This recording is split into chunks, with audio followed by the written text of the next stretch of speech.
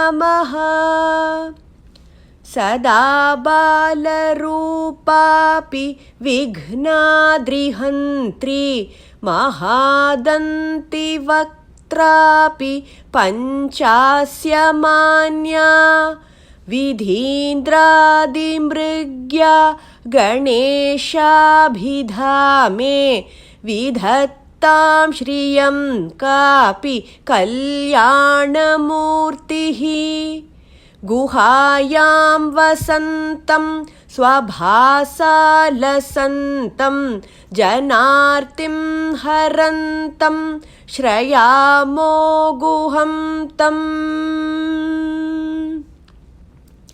न जानामि शब्दं न जानामि चार्थं न जानामि पद्यं न जानामि गद्यं चिदेकाषडास्या हृदिद्योतते मे मुखान्निस्सरन्ते गिरश्चापि चित्रं गुहायां वसन्तं स्वभासालसन्तं जनार्तिं हरन्तं श्रयामो गुहं तम्। मयूराधिरूढं महावाक्यगूढं मनोहारिदेहं महच्चित्तगेहं महीदेवदेवं महावेदभावं महादेवबालं भजे लोकपालं गुहायां वसन्तं स्वभासालसन्तं जनार्तिं हरन्तं श्रयामो गुहं तम्। यदा सन्निधानं गता मानवा मे भवाम्भोधिपारं गतास्ते तदैव इति व्यञ्जयन् सिन्धुतीरे य आस्ते तमीडे पवित्रं पराशक्तिपुत्रं गुहायां वसन्तं स्वभासालसन्तं जनार्तिं हरन्तं श्रयामो गुहं तम्। यथाब्धेस्तरङ्गा लयं यान्ति तुङ्गाः तथैवापदः सन्निधौ सेवतां मे इतीवोर्मि पङ्क्तिर्नृणां दर्शयन्तं सदा भावये हृत्सरोजे गुहं तं। गुहायां वसन्तं स्वभासालसन्तं जनार्तिं हरन्तं श्रयामो गुहं तम्। गिरौ मन्निवासे नरायेऽधिरूढाः तदा पर्वते राजते तेऽधिरूढाः इतीव ब्रुवन् गन्धशैलाधिरूढः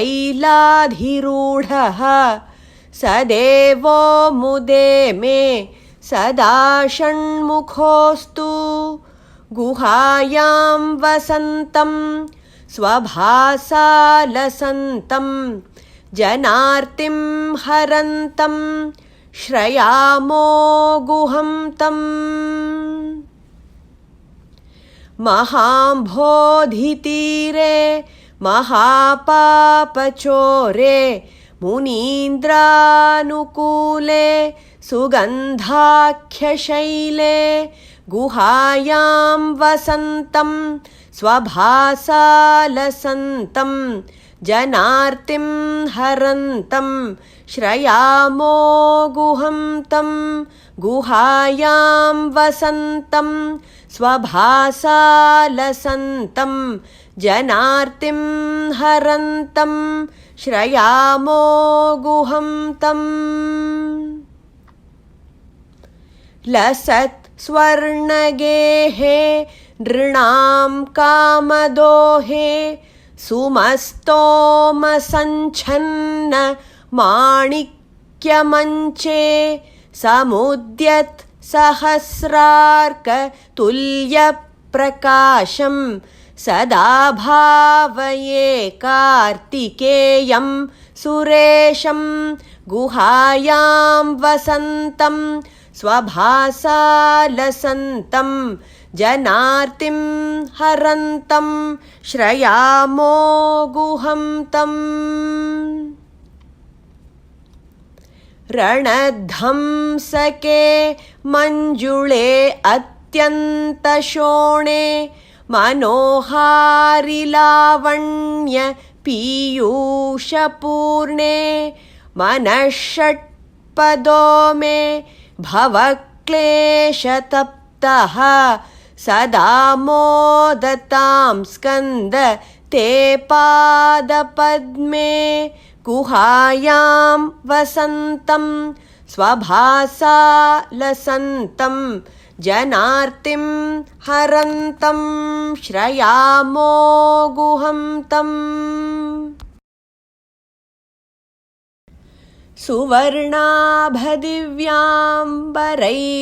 सुवर्णाभदिव्याम्बरैर्भासमानां क्वणत्किङ्किणीमेखलाशोभमानां लसद्धेमपट्टेन विद्योतमानां कटिं भावये स्कन्दते दीप्यमानां गुहायां वसन्तं स्वभासालसन्तं जनार्तिं हरन्तं श्रयामो गुहं तम् पुलिन्देशकन्याघनाभोगतुङ्ग स्तनालिङ्गनासक्तकाश्मीररागं नमस्याम्यहं तारकारे तवोरः स्वभक्तावने सर्वदा सानुरागं गुहायां वसन्तं स्वभासालसन्तं जनार्तिं हरन्तं श्रयामो गुहं तम् विधौ क्लृप्तदण्डान् स्वलीलाधृताण्डान् निरस्ते भशुण्डान् द्विषत्कालदण्डान् हतेन्द्रारिषण्डान्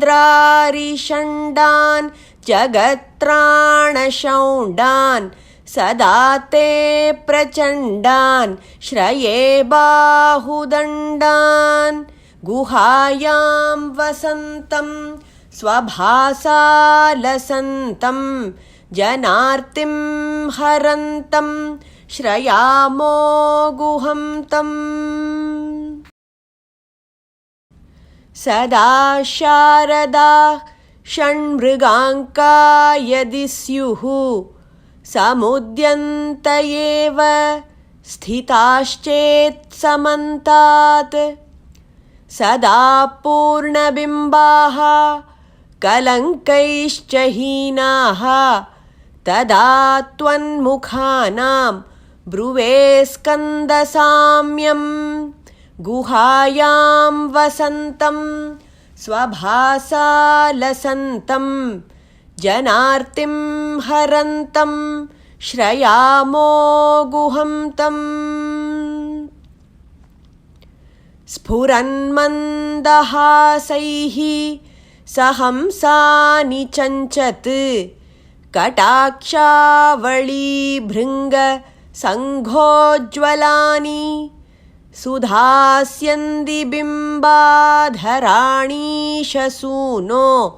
तवालोकये षण्मुखाम्भोरुहाणि गुहायां वसन्तं स्वभासा लसन्तं जनार्तिं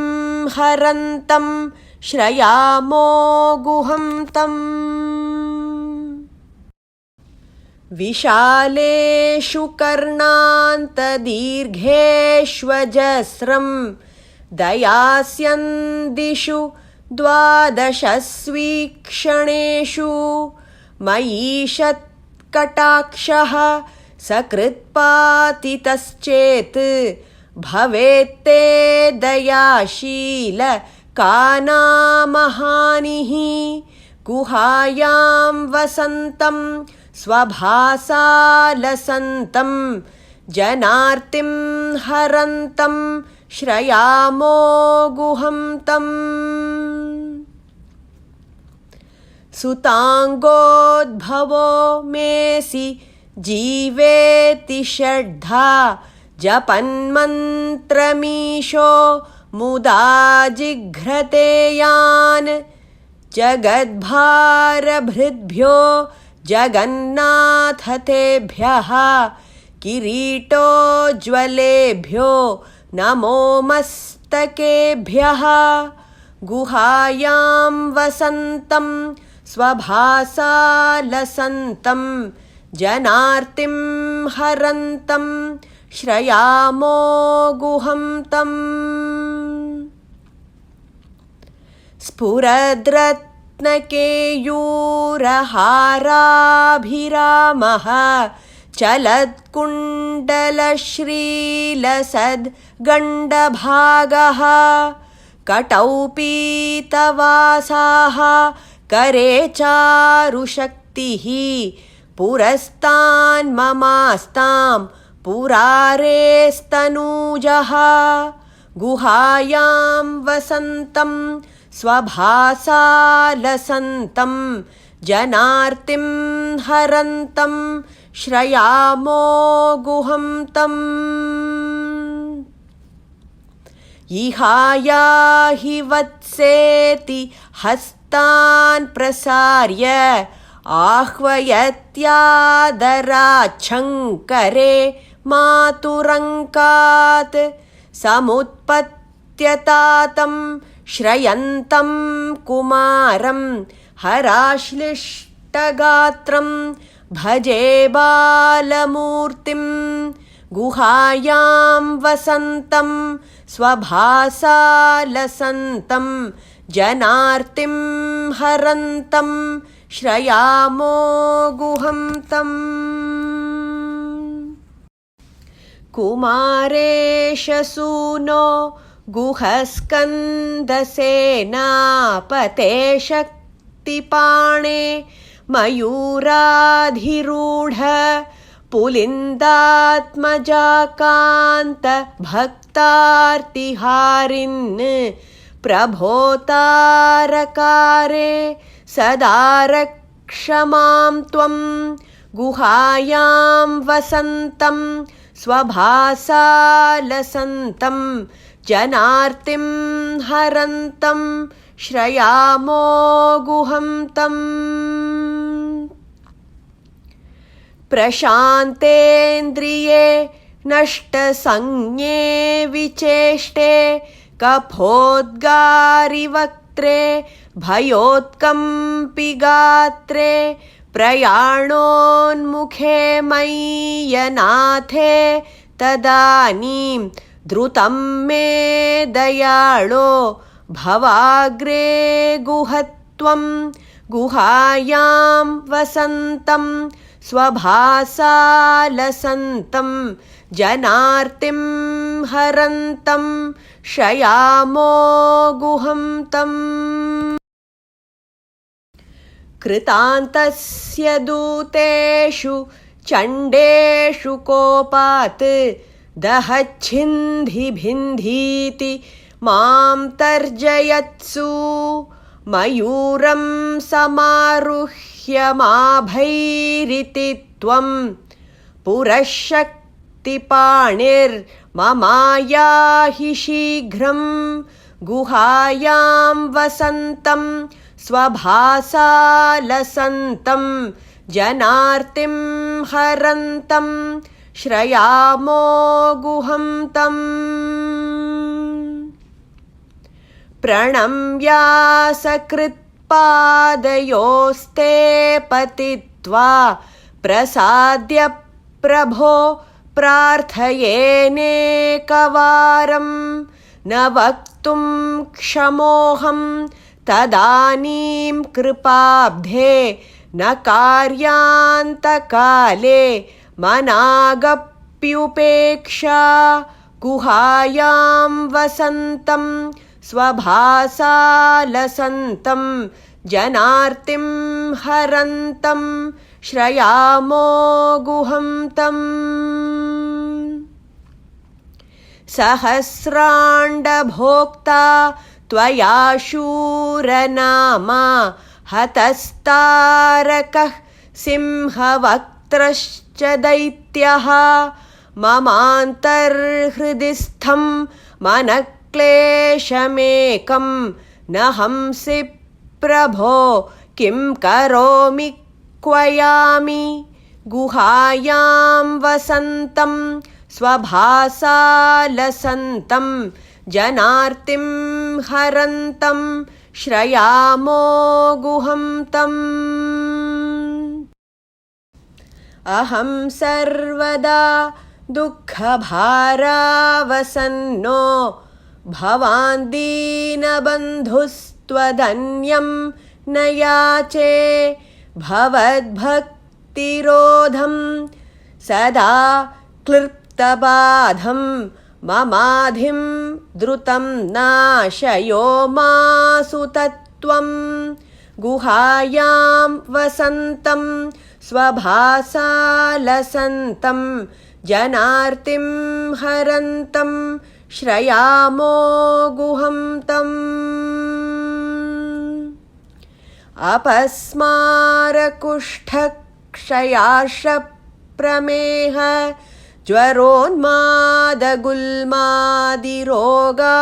महान्तः पिशाचाश्च सर्वे भवत्पत्रभूतिं विलोक्य क्षणात् तारकारे द्रवन्ते गुहायां वसन्तं स्वभासालसन्तं जनार्तिं हरन्तं श्रयामो गुहं तम् दृशिस्कन्दमूर्तिः श्रुतौ स्कन्दकीर्तिः मुखे मे पवित्रं सदा तच्चरित्रं करे तस्य कृत्यं वपुस्तस्य भृत्यं गुहे सन्तु लीना ममाशेषभावाः गुहायां वसन्तं स्वभासालसन्तं जनार्तिं हरन्तं श्रयामो गुहं तम् मुनीनामुताहो नृणां भक्तिभाजाम् अभीष्टप्रदाः सन्ति सर्वत्र देवाः नृणामन्त्यजानामपि स्वार्थदाने गुहाद्देवमन्यं न जाने गुहायां वसन्तं स्वभासालसन्तं जनार्तिं हरन्तं श्रयामो गुहं तम् कळत्रं सुता बन्धुवर्गपशुर्वा नरो वाथ नारी गृहे ये मदीयाः यजन्तो नमन्तः स्तुवन्तो भवन्तं स्मरन्तश्च ते सन्तु सर्वे कुमारा गुहायां वसन्तं स्वभासालसन्तं जनार्तिं हरन्तं श्रयामो गुहं तम् मृगाः पक्षिणो दंशकाये च दुष्टाः तथा व्याधयो बाधकाये मदङ्गे भवच्छक्तितीक्ष्णाग्रभिन्ना सुदूरे विनश्यन्तु ते चूर्णितक्रौञ्चशैल गुहायां वसन्तं स्वभासालसन्तं जनार्तिं हरन्तं श्रयामो गुहं तम् जनित्री पिता च स्वपुत्रापराधं सहेतेन किं देवसेनाधिनाथ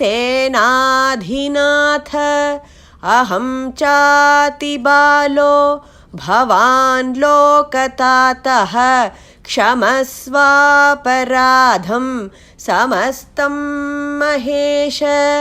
गुहायां वसन्तं स्वभासालसन्तं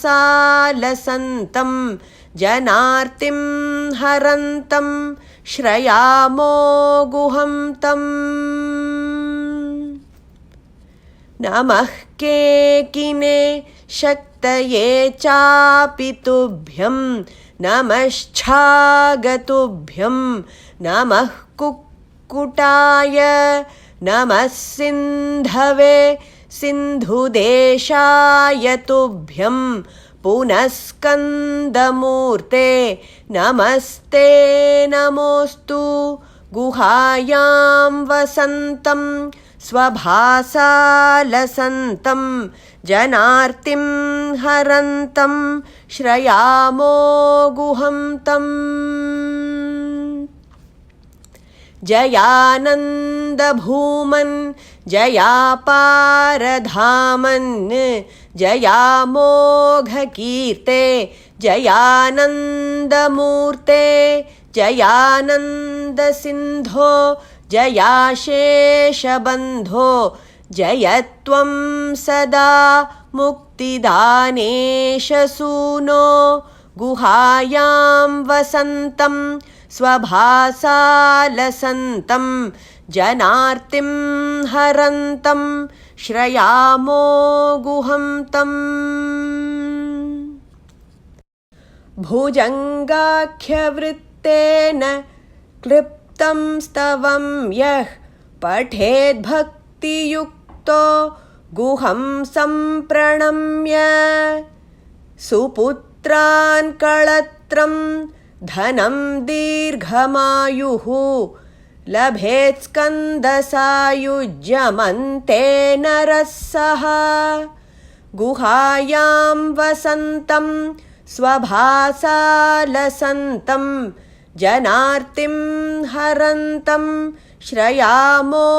गुहं तम्